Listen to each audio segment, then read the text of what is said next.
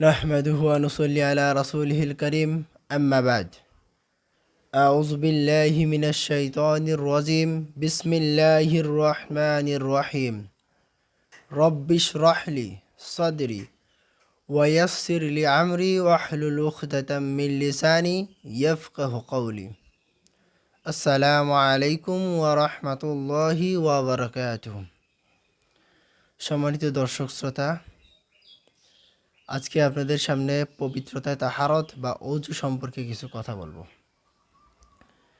আসুন জেনে নিই কোরআন এবং হাদিসের রেফারেন্স সহ। তাহারত বা পবিত্রতা, সালাতের আবশ্যিক পূর্ব শর্ত হলো তাহারত বা পবিত্রতা অর্জন করা, যা দুই প্রকারের: অভ্যন্তরীণ ও বাহিক অর্থাৎ দৈহিক। অভ্যন্তরীণ পবিত্রতা বলতে বোঝায় হৃদয়কে যাবতীয় শিরকি আকীদা